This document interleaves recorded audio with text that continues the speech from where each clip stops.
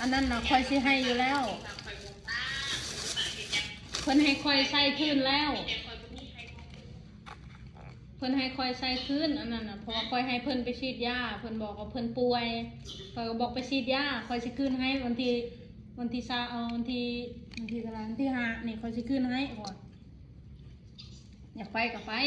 ไม่นอนเลยแอมจะซนคอยก็บ่ได้ยังทำไมเบอร์น้องเอ๋ยตัดปัญหาเรื่องนี้เด้อนอนอะได้นางอย่าเดินนี้โนเพราะว่าไม่เวลา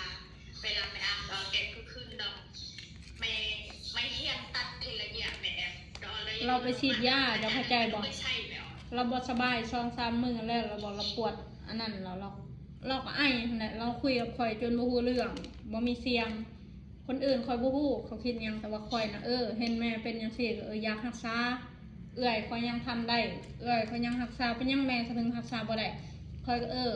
ไปฉีดยาเขาว่าบ่ฉีดยาบ่เพิ่นก็ไปฉีดยาข่อยก็โอเคข่อยเข้าใจอันนี้ข่อยก็แล้วกันไปคือข่อยบ่ได้ว่าหยังนะข่อยก็บ่ได้ว่าสิคอเจ้าคือหยังเจ้าแล้วก็ไปคืนเราดอกยานี่เราบอกว่าเอาละอย่าเดินให้เรื่องน้ำเอาละอย่าเดินให้เรื่องน้ำ1,000เอา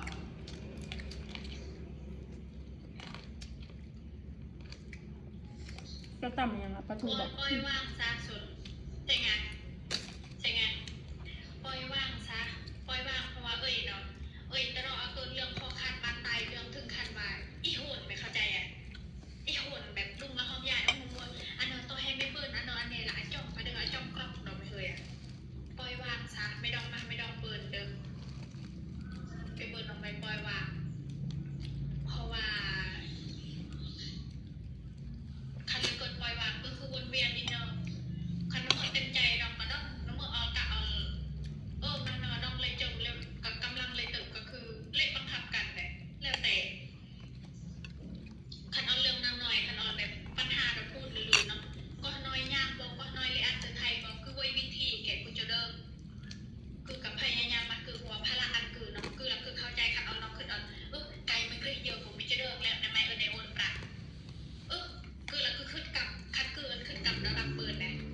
พอไม่เบิร์นลุงคือเยอะผมไม่ลำเอียงไกลคือเอาไม่ในบ้านไม่ออเลยเหนื่อยแน่จนคือจะเดิมแล้วรับเบิร์นนะครับนะรับเลเบิร์นแหละคือต่างคนต่างในคำกล้วยทำไมนี่เราเลยแต่เราเลยเข้าใจคำเราเลยใส่เขาเราเลยเกื้ออ่อนต่ออีกเลยแล้วรับเบิร์นนะมาให้ทั้งหมดก็ต้องมาให้เรื่องอักที่พานมาเลยได้ก่อนแต่กระแตเดินตามสามเลยก็ยังไกลคือไว้ไกลคือตามเลยคือปัญหาของกูแห่เราเลยก็ตัดเลยก็แก้ปัญหาอย่างตอนนั้นแกคือว่าเอาเลยก็แก้ปัญหาแห่นักเก็ตอีกหน่อยเนี่ยน้องแห่กรีเยอะใส่มันพอดีพอควรดีคือแล้วเลยเคยแบบจากเคยดีมั้งแล้วกูแบบโคตรอย่างเดียวเลยอะไว้แอบแล้วคือกันเฮ็ดมาสงกรานต์นิกเอาเลยจบภาตัดตะก้องดอกเป็นคอมีด้านคือเลยเก็บพระมันอะพระดอกเลยอะตัวนี้แล้วตลอดคือนิกการตลอดน้องควรเข้าใจแต่น้องเล็กเข้าใจอันคือแล้วเดิมคือเอามาคือเล็กเข้าใจคือเอามาอันคือแล้วเดิมโหนให้